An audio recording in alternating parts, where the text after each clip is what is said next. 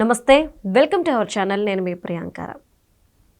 ఐబొమ్మ రవి ఇప్పుడు చాలా తక్కువ సిచ్యువేషన్స్లో ఒకరికి నెగిటివ్ అనిపించిన వ్యక్తి విలన్ అనిపించిన వ్యక్తి ఇంకొకరికి హీరో అనిపించడం మనం ఇది కేవలం మూవీస్లో మాత్రమే చూస్తున్నాం. ఇప్పుడు ఇమ్మడి రవి విషయంలో కూడా అదే జరుగుతుంది. ఈ రోజు వరకు సినీ ఇండస్ట్రీ మొత్తానికి కూడా ఈయన ఒక విలన్. కానీ ఇప్పుడు అదే సినీ ఇండస్ట్రీకి చెందిన ఒక వ్యక్తి అంటే శివాజీ గారు చెప్పిన మాట ఏంటి అంటే, ఈయన దగ్గర ఉన్న టాలెంట్ని గవర్నమెంట్స్ యూటిలైజ్ చేసుకోవాలి అని చెప్పి ఆయన చెప్తున్నారు.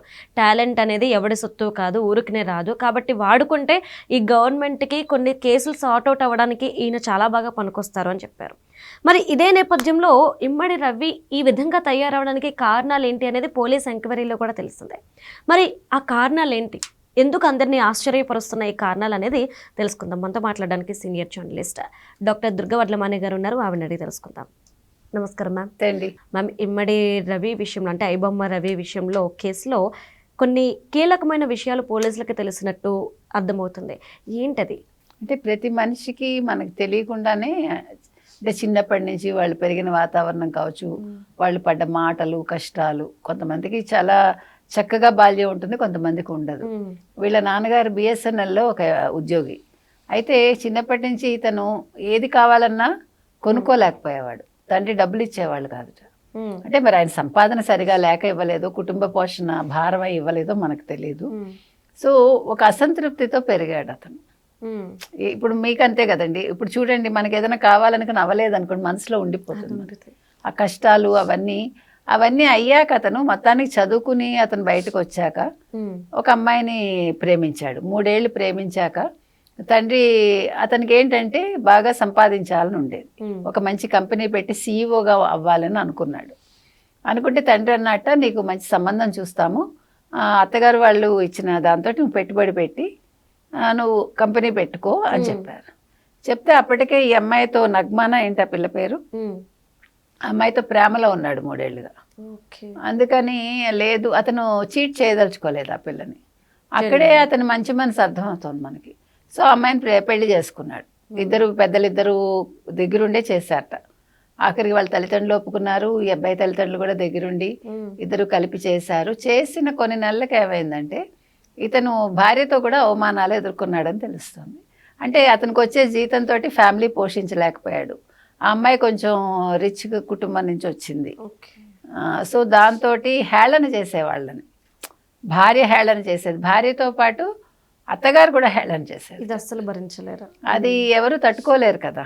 ఇప్పుడు మీకు చూడండి, ఇల్లరికం అల్లుడు అంటే అదే కదా, అత్తగారి ఇంట్లో అన్ని మాటలు పడాలి. అందుకే అంటారు, అల్లుడుకి నీకు లోకం తేలాలంటే అత్తగారి ఇంట్లో 4 రోజులు ఉండిరా అంటారు పిల్లాడిని.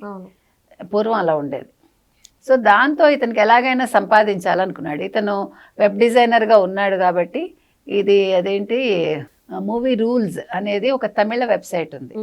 వాళ్ళు అప్పటికే సినిమాలు ఇలాగే హ్యాక్ చేసి ఫస్ట్ మీరు అన్నట్టుగా సాధారణ ప్రింట్, తర్వాత హెచ్డీకి మార్చి వాళ్ళు ఒక తమిళమే కాకుండా మలయాళం, బాలీవుడ్ సినిమాలు కూడా వాళ్ళు వేసేసేవాళ్ళు. అయితే చాలాసార్లు వాళ్ళ మీద కేసులు నమోదైనప్పటికీ తమిళనాడు పోలీసులు దాని మీద పెద్ద దృష్టి పెట్టలేదు. ఈలోగా వాళ్ళు ఈ బెట్టింగ్ యాప్స్ కూడా నిర్వహించడం మొదలుపెట్టారట. సో ఇతనికి వాళ్ళ దగ్గర నుంచి ఆఫర్ వచ్చింది. వచ్చేసరికి ఇతను బప్పన్ టీవీ ఫస్ట్ అదేంటి ఐబొమ్మను బప్పన్ టీవీ 2 పెట్టి దాని ద్వారా సినిమాలు మొదలుపెట్టి అతనికి ఈ బెట్టింగ్ యాప్స్లో బోల్డ్ డబ్బులు వచ్చాయట. అప్పటికే భార్యతోటి గొడవలు, భార్య విడిపోదామంటే ఇవన్నీ జరిగాయి డబ్బు లేని కారణంతో. సో ఇతను ఈ డబ్బులు చూపించి ఆధారాలతో సహా చూపించాట లెక్కలన్నీ. ఇగో నా అకౌంట్లో ఇంత డబ్బులు వచ్చాయి చూడు కావాలంటే, అంటే ఆ అమ్మాయి నీతో ఉండను పొమ్మందిట. సో అతనికి ఒక కసి వస్తుంది కదా, ఏ డబ్బు అయితే లేదో ఆ డబ్బు సంపాదించాలనుకుని అతను అప్పుడు ఫ్రాన్స్ వెళ్ళి కరేబియన్ దీవుల్లో ఉండి ఈ సినిమాలు. ఇంకొకటి నిన్న పోలీస్ చెప్పినట్టుగా ఆయన ఏమన్నారంటే, ఇతనికి ఇప్పుడు ఒక సినిమా రిలీజ్ అయిన వెంటనే చూడాలి అనే కుతూహలం ఉండేది అతను. సో ఆ కుతూహలం ఏదైతే అతనిలో ఉందో అది ఎవరికైతే సినిమా చూడాలని కుతూహలం ఉంటుందో వాళ్ళందరికీ పంచాడు. మీకు అర్థమైందా? అర్థమైంది. సో ఇప్పుడు మీరు మంచి చెడు ఏది చెప్తారు? ఇప్పుడు మంచి చెడు రిలేటివ్ మెరిట్స్, అవి 2 ఈక్వల్ రిలేటివ్ మెరిట్స్, అందుకే చెప్తున్నా. సో మీరు ఇప్పుడు మాల్యా ఉన్నాడండి, ఆయన వెళ్ళిపోయాడు ఎక్కడికో, ఆయన ఆస్తులన్నీ జప్తు చేశారు. చేశారు. ఇప్పుడు ఆయన ఏమన్నాడు, నేను కట్టాల్సింది ఇంతే బ్యాంకుకి, కానీ మీరు డబుల్ ద అమౌంట్ తీసుకున్నారు, నా డబ్బులు నాకు వెనక్కి ఇవ్వండి అన్నాడు. అవును. అక్కడ కేసు సెటిల్ అయిపోయినట్టేగా. అంతే. ఇవాళ భారతదేశంలో ఎమ్మెల్యేలుగా ఎంపీలుగా కొనసాగుతున్న వాళ్ళల్లో బ్యాంకుల్ని చీట్ చేసిన వాళ్ళు లేరా? ఉన్నారు. ప్రజల్ని మోసం చేసిన వాళ్ళు లేరా? ఉన్నారు. పార్టీలు మారిన వాళ్ళు లేరా? ఉన్నారు. బోల్డ్ మంది ఉన్నారు. ఉమ్. మరి వాళ్ళందరినీ కూడా జైల్లో పెట్టాలిగా. ఇవాళ ప్రజలు ఏమంటున్నారంటే, ఐబొమ్మ రవి మధ్యతరగతి వాళ్ళకి ఉమ్. ఒక సినిమా చూపించాడు ఫ్రీగా. ఉమ్. మేమందరం అంత డబ్బులు పెట్టుకుని సినిమాలు చూడలేం, మధ్యతరగతి దిగువ మధ్యతరగతి వాళ్ళు. ఇవాళ ఐమాక్స్లు ఇవంతా ఇంత ఖరీదులు అయ్యాక 300 రూపాయలు పెట్టి పాప్కార్న్ కొనడం ఏంటి, మేము 100 రూపాయలు పెట్టి వాటర్ బాటిల్ కొనుక్కోవటం ఏంటి, ఉమ్. టికెట్కి 1200 పెట్టడం ఏంటి? కాబట్టి ఇవాళ రవిని మీరు అరెస్ట్ చేయొద్దు ఉమ్. అని అందరూ అడుగుతున్నారు. అది మనం కూడా ఆలోచించమని అడుగుతున్నాం. ఎందుకంటే రవి చేసింది తప్పు, ఉమ్. కానీ రవి లాంటి వాళ్ళకి ఎలాంటి శిక్ష వేయాలంటే, మీరు జైల్లో కూర్చోపెట్టడం వల్ల అతనిలో ఉండే మేధ అంతా కూడా పనికి రాకుండా పోతుంది. దాని బదులు మీరు సైబర్ సెక్యూరిటీకి అతన్ని వాడుకోండి, ఉమ్. మంచి వైపు మళ్ళించండి, అతని తెలివితేటలు మీరు ఉపయోగించుకోండి. గవర్నమెంట్కి చెప్తున్నాం, మనం పోలీస్ శాఖకి చెప్తున్నాం, 2 రాష్ట్రాలు ఉపయోగించుకోండి. అవును. అతని మేధకి పదును పెట్టిన వాళ్ళు అవుతారు, అతని ఈగో సాటిస్ఫై అవుతుంది, చెడు మార్గంలోకి వెళ్ళాడు.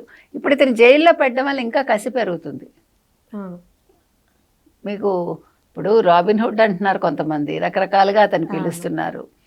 అంటే మీరు ప్రజల మనోభావాలు కూడా అర్థం చేసుకోండి. మనం ఎన్నో సినిమాల్లో విజయకాంత్ సినిమాలు కావచ్చు, మరొకళ్ళ సినిమాలు కావచ్చు, చిరంజీవి సినిమాలు కావచ్చు, లాస్ట్కి పరివర్తన వచ్చేసి దొంగలో వాళ్ళని వదిలేయమంటారు, అంటే వాళ్ళు ప్రజల కోసం మంచి చేశారని. అవును. మన అలాంటి సినిమాలు చాలా వచ్చాయి. అవును మేడం. సో ఆ రకంగా సినిమాలని మీరు ఆదర్శంగా తీసుకుని రవిని వదిలేయచ్చు కదా. ఇవాళ ఉమ్. ప్రజలు కూడా అదే కోరుకుంటున్నారు. ఒకసారి ఆలోచించమని మాత్రం మనం గట్టిగా చెప్తున్నాం.